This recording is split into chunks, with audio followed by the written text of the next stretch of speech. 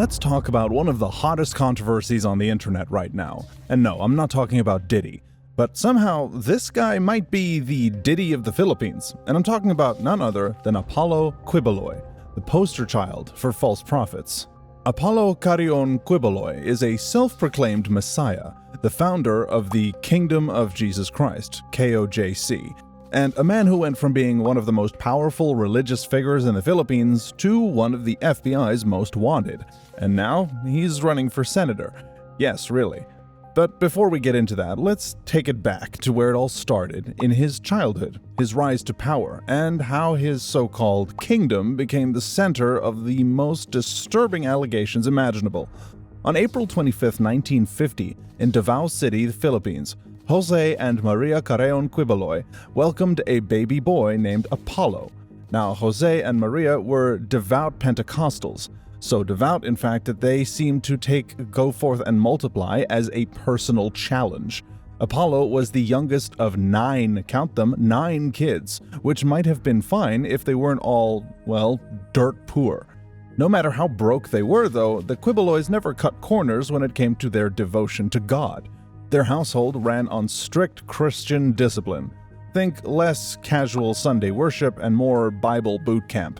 As a result, each child grew up with a strong reverence for the church.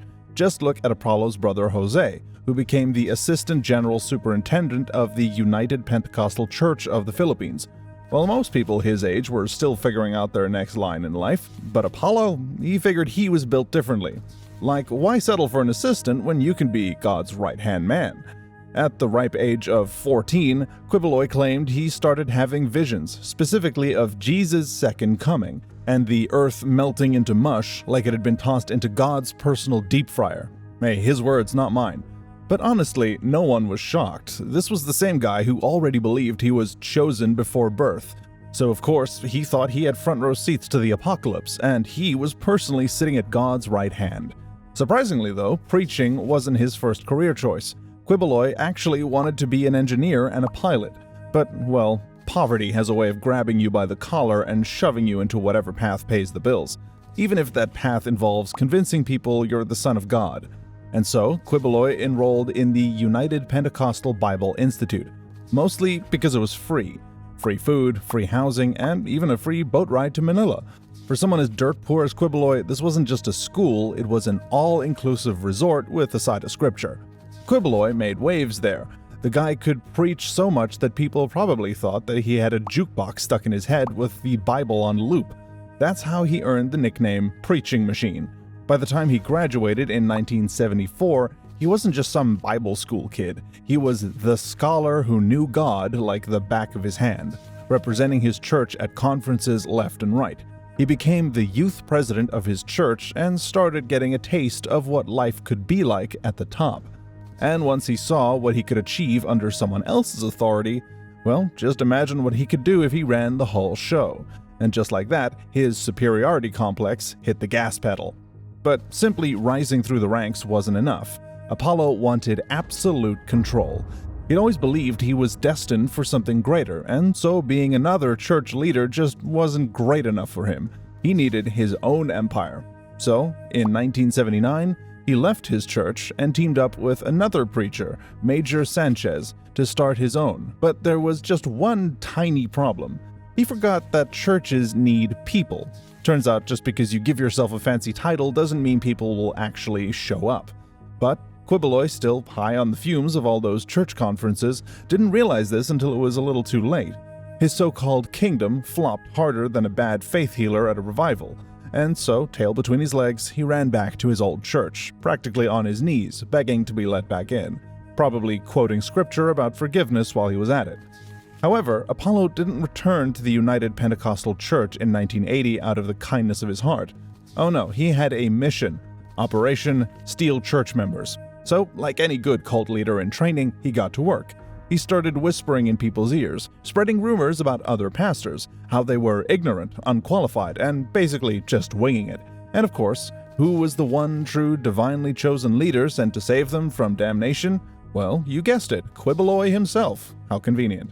He was basically marketing himself as the next Jesus, just, without the miracles, humility, or, the whole Immaculate Conception thing. The United Pentecostal Church eventually had enough of Quiboloy's antics, and on September 1st, 1985, they showed him the door. But let's be real, the damage was already done. Because without skipping a beat, not even enough time to reflect on his sins, Quiboloy launched his own church, that very same day, with the followers he had poached. And what did he name his brand new spiritual empire? The Kingdom of Jesus Christ, the name above every name.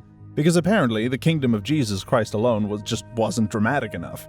And while the name was a mouthful, the influence of his new church grew even bigger. What started as a small congregation quickly expanded into one of the biggest and wealthiest religious organizations in the Philippines. If you're wondering how, just remember that some people can be spectacularly gullible. The moment Apollo declared himself the appointed Son of God, meaning salvation was basically an exclusive VIP pass that only he could hand out, people didn't just believe him, they practically sprinted for the bandwagon. To them, he wasn't just some preacher, he was now the literal Son of God, which, if you think about it, would make him Jesus' long-lost little brother. And if this whole thing screams cult to you, well, that's because it is. Quiboloy claimed that God had blessed him with great divine powers that could change the world. One might expect miraculous healings, parting of seas, or maybe even bringing the dead back to life, or at least making some extra food, but Quiboloy had something else in mind. His so-called miracle was stopping the 2019 Cotabato earthquakes with a single command. At least, that's what he told everyone. The dude was so drunk on his own lies that he actually expected everyone to worship him and sing his praises for his earthquake-stopping abilities. But here's the thing, many people weren't buying it. They practically said, "Dude, you're so full of it." And then the craziest thing happened. A typhoon hit, and people were like, "Please, God, save us." Well, his son was going to, and y'all laughed in my face. So, suck it, losers. Wait, what? But now, if you're actually the Son of God, wouldn't you, save people regardless? Just an idea. But the real kicker is his stunt actually worked in his favor. People panicked, thinking that doubting Quiboloy had angered the heavens, and instead of running away from him, they ran toward him, because what if next time hell really does freeze over? The Kingdom of Jesus Christ, the name above every name, or KOJC, because there's no way I'm saying that tongue twister every 5 seconds, started out small, but practically exploded overnight. Before you knew it, millions of people worldwide were waving their Quiboloy flags and swearing their allegiance to the appointed Son of God. And Quiboloy? Oh, he wasn't just some humble preacher spreading the gospel. He was living like an absolute king. His followers were allegedly expected to hand over their wealth for the church, and somehow, totally by coincidence I'm sure, all that money seemed to flow straight into Quiboloy's private jets, luxury mansions, and a lifestyle that looked way more like billionaire CEO than servant of God. The man got so rich and powerful that he started rubbing elbows with actual world leaders, including the freaking president of the Philippines. And because absolute power wasn't enough, he decided to create his own media network so his followers could watch him 24/7 uninterrupted. And just when you thought this was just another case of a preacher with a god complex and expensive taste, things took a darker turn. Former members started coming forward with some of the most disturbing claims imaginable: forced labor, human trafficking, sexual abuse, and brainwashing. One woman, Erlinda Rillan, even sued KOJC, claiming the church had brainwashed and held her 19-year-old daughter Arlene hostage. But Arlene clapped back, saying she wasn't a minor and could make her own decisions. Meanwhile, a former member who escaped the church had a different take. According to him, Arlene was already too far gone because Quiboloy had allegedly brainwashed the absolute hell out of her. And when it came to women, especially really young women, or as Kendrick would put it, a minor, Quiboloy allegedly had a very specific recruitment process. Turns out he had something called the pastoral system, where the girls chosen are called pastorals. Sounds like a fancy church title, right? Well, not according to the United States prosecutors. This so-called pastoral system was really just a pimp factory. From 2002 to at least 2018, girls and young women, some allegedly as young as 12, were handpicked to serve him personally. And by serve, I don't mean passing out hymn books or prayer meetings. These girls were allegedly coerced into with Quiboloy under the excuse that it was God's will, and not only were they his machines, they had a full-time job, cooking for him, cleaning his houses, rubbing him down with lotion, and traveling with him everywhere. If they refused, they were threatened with physical abuse, verbal abuse, and of course, eternal damnation. Nothing says holy man quite like weaponizing hellfire to get your way. But it gets even wilder, because these young girls were forced to write commitment letters, pledging their lives and bodies to Quiboloy as the appointed son of God. And just to keep things extra messed up, Quiboloy ran this whole operation like a corporate rewards program. If a pastoral did really well, whatever that means, she got rewarded with trips to Disneyland, flights on private jets, fancy phones, and yearly cash payments called honorariums, which was really just a fancy word for hush money. The US prosecutors, however, had a different name for it, a network of commercial acts. And oh, let's not forget the side hustle. Quiboloy wasn't just running an alleged cult, he also had a money-making scheme disguised as charity work. His church, the KOJC, sent workers to the US to solicit donations for children in poverty, which on the outside sounds noble, but according to US prosecutors was total bullshit. The money never actually went to any poor kids. It allegedly went straight into financing KOJC operations, and of course, Quiboloy's luxurious lifestyle. And he was successfully able to pull off these shams by committing more crimes like visa fraud, fake marriages, and good old-fashioned worker exploitation. Many of these workers arrived in the US on student visas funded by the church, but instead of studying, they were allegedly put on the streets to beg for money like holy hustlers. To keep them from leaving, KOJC allegedly confiscated their passports and locked down their immigration papers, basically turning them into indentured servants for Jesus. Like always, every shady business needs good bookkeeping, and Quiboloy's operation was no different. Prosecutors claim this church kept spreadsheets tracking who raked in the most cash, because nothing says serving the Lord like a leaderboard for the best beggar. Workers allegedly toiled insane hours, slept in cars, and barely had access to basic necessities. But collecting the money was the easy part. The real challenge was sneaking it back to the Philippines. And let's just say KOJC had creativity. Church workers allegedly stuffed wads of cash into socks, hid it in private jets, and in one case, Quiboloy himself casually flew with $335,000 in cash. At this point, being a KOJC member wasn't about faith, it was basically a crash course in money laundering. And yet, despite all of this, Quiboloy remained untouchable. Despite growing concerns, he kept doing his thing, rubbing elbows with the powerful, including his well-documented buddy, former Philippine President Rodrigo Duterte. But as the allegations piled up and the protests refused to stop, Quiboloy pulled out the wildest excuse in his bag of tricks. He claimed that COVID-19 was not just a pandemic, it was divine punishment for those who doubted him. Yeah, according to him, the entire world shut down because people dared to question the appointed Son of God. Bold claim. Wrong, but bold. Shockingly, that excuse didn't impress the US federal government.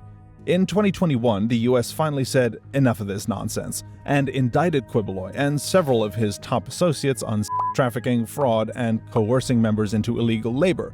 And just to make things official, the FBI slapped his face on their most wanted list, because once you hit that level of notoriety, you're not just a shady pastor anymore. Now you're an international fugitive and a threat to national security. And so, of course, Quiboloy did what any criminal in his situation would do. He went into hiding. For months, Quiboloy pulled a full-on disappearing act, dodging both the FBI and the Philippine government like a pro. When authorities finally raided his properties, KOJC members fought back, as if the police were trying to crucify Jesus all over again. But in the end, on June 10, 2024, Quiboloy was found and arrested, because even self-proclaimed messiahs can't outrun the law forever. And his excuse for going into hiding wasn't the guilt, or because justice was closing in, but because he was scared the FBI's $2 million bounty would actually work. Imagine having that much faith in God, but not enough in your own divine protection. So much for being the Son of God. Just when you thought the story couldn't get any weirder, here comes the biggest plot twist yet. Quiboloy is now running for senator in the Philippines. That's right. Despite facing serious criminal charges and being an actual fugitive at one point, he's now campaigning for a government position, because apparently, in politics these days, alleged cult leader and FBI's most wanted are not deal breakers anymore. In October 2024, Quiboloy filed his certificate of candidacy for the 2025 Philippine Senate election through his lawyer, because he was in jail. But in true Apollo fashion, even this was chaotic. By December 18th, the Commission on Elections dismissed the case against him due to insufficient evidence. Yeah, right. Wink wink. Fast forward to February 11th of 2025 and his campaign is officially in full swing. Now get this, his selling point was fighting corruption and national security. Yeah, you heard that right. A guy wanted for fraud and trafficking is running on an anti-corruption platform. He even proposed the death penalty for politicians convicted of corruption. Bold move for someone with multiple pending cases. And if there's one thing Quiboloy has made clear, it's that he does not take criticism lightly. Which brings us to YouTuber Ray William Johnson, who decided to shine a spotlight on Quiboloy's long list of alleged crimes. And of course, Quiboloy, already drowning in legal trouble, thought the best move was to pick a fight with the guy who was the biggest YouTuber in the world in 2011. Because, why not add a YouTube beef to his list of problems? Quiboloy's team sent a legal threat, thinking they could scare Johnson into silence.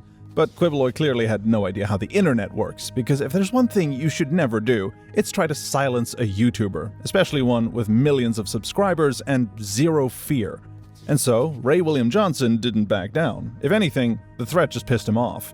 He set up his camera, looked straight into it, and delivered a simple yet devastating blow.